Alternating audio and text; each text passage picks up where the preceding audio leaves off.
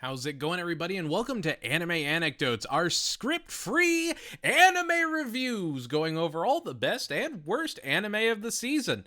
And today we're going to be talking about something a little interesting, a series I wouldn't have picked up unless I decided to work on this project. See, I don't really follow a lot of slice of life. I don't really follow a lot of, romance series or casual viewing. I like to stick to more serious anime, but I had saw on Crunchyroll that they were promoting Do It Yourself, and I was curious. The anime style, the art style looked interesting to me, and so I decided, why not? Why not try it? And I gotta admit, I went into it with very, very low expectation. I went into it expecting it to be tolerable, fine, decent enough. It's actually pretty good. I really don't dislike Do It Yourself. It sets up this world, right? And the theming is very, not, I wouldn't say heavy-handed, but very obvious, right? Because it opens with like drones flying in the air, delivering, Amazon packages or what have you.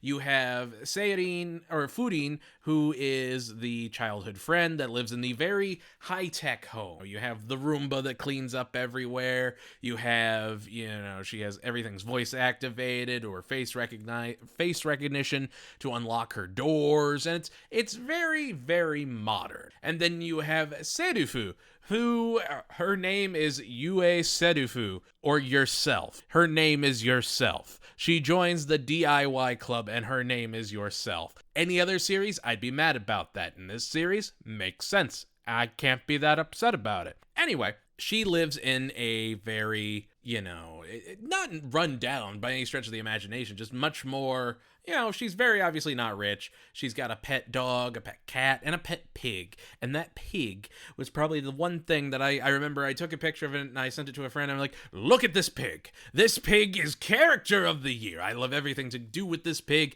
I need more of this pig. And there's actually a lot of cute scenes in the episode where they're eating pork for dinner and the pig is just mortified under the table or cowering in the corner afraid that it's next. And it's a cute touch. And I think that's the best way to describe Do It Yourself is it's a very cute touch on that, girls do activity for me. The studio makes all the characters look very unique, very diverse. They don't look like they're copy and pasted from, say, Lucky Star or K-On! Or, more modern ones like Super Cub.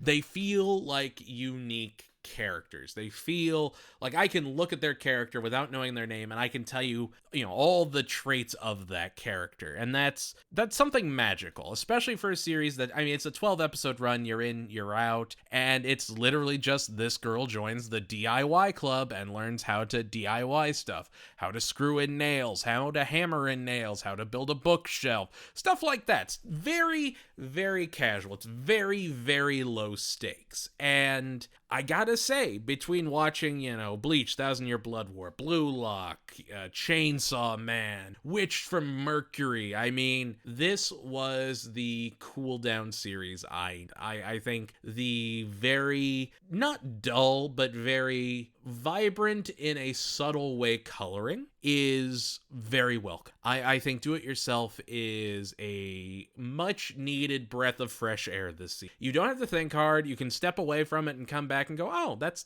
kind of neat. Like, the whole plot of the first episode is just the main character kind of just coasting. Her bike breaks down and the president of the DIY club fixes it up and runs off before she can thank her.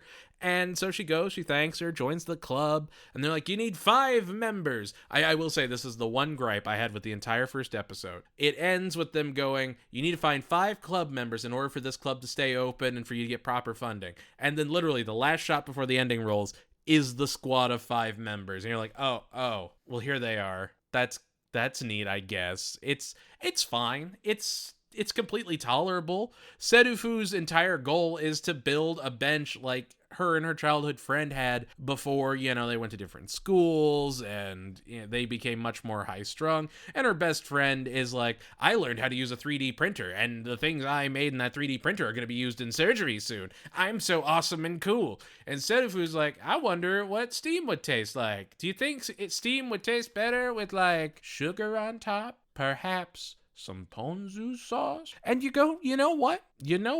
Now I kind of wonder. Now I kind of wonder what an aerosol version of ponzu sauce tastes like. I imagine I'm going to cry my eyes out and hate every minute of it, but I'm a man of science, and now I need to experiment. Now I need to try. But do it yourself, I got very big keep your hands off Isaacin vibes. It's very much not a Studio Saru thing. It doesn't have a deeper meaning to it. Like, Keep Your Hands Off Isaacin was very obviously an homage, to traditional anime creators and anime in general, and the impact that anime has had on modern society. And it was, very vibrantly done. This has that same feel, that same art to it. It has a lot of charm in the small details, but it never tries to be more than what it is. And that's a good thing. That is a good thing that it's not trying to be more. Because if it tried to be more, if it tried to have a gritty understory or anything like that, it would fall on its face. It would just absolutely eat it. And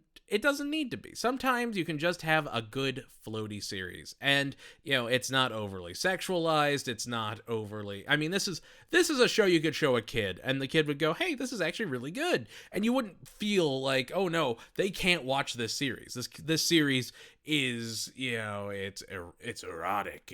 It's got too much appeal, too much, graveru.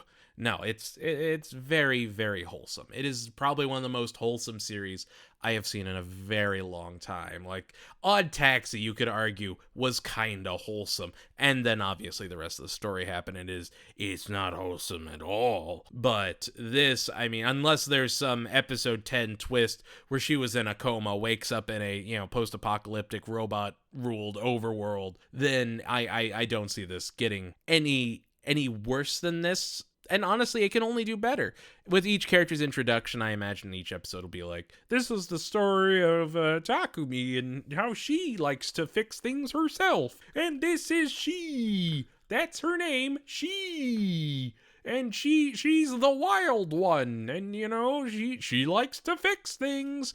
Episode 9, how they make a bookshelf or a table or something. How to sand. And I like that. I like that a lot. I enjoyed Food Wars. I will say that. I will admit to that. And I enjoyed it because of the cooking aspects, not because of, the ecchi elements. I enjoy these very simple ideas given a completely normal life. And if you couldn't tell that I'm padding to hit the 10-minute mark, joke's on you, I am. But no, like, ultimately, if I had to rank, like, the 5 series I watched before doing this, Do It Yourself is actually closer to the top than I would have previously thought it would be. Do It Yourself is definitely a good, just turn your brain off and just live, man. Just enjoy the moment. And even that's part of the message of the story is like, don't just replace something that's broken. Try and fix it. Try and put in some effort whatsoever into it. Try to just do something on your own. Sure, we have machines that can do all this stuff. Sure, you can have your packages delivered via drone and this and that.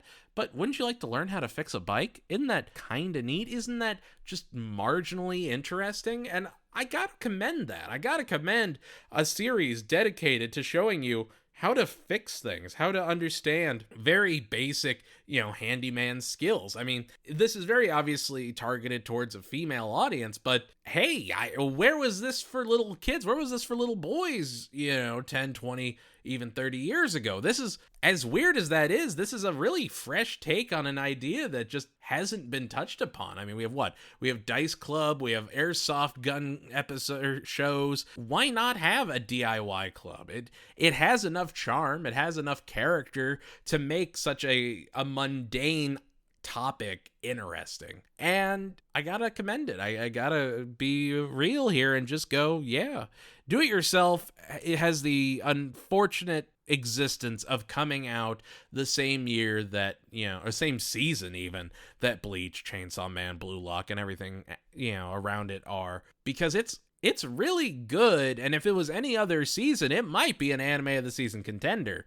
Now, it's not going to be in the top 5, but it's worth your time. If you just, you're coming down from Chainsaw Man, you go, I need more Chainsaw Man. My body hurts and I yearn for more. And you've torn off your shirt. You're looking for the chainsaws on your hands. You're disappointed that they're not there. Then you watch Do It Yourself. You watch Do It Yourself and you go, oh, life is worth living, and now I want to build a stool. And that's the series. But yeah, no, that's gonna do it for this anime anecdotes. Do you think I'm full of it? Did you love Do It Yourself? Do you hate Do It Yourself? I'll probably go back and I'll revisit some of these shows, once they're 3 episodes in or 6 episodes in or what have you. But yeah, no, I really enjoyed Do It Yourself, and I highly recommend it.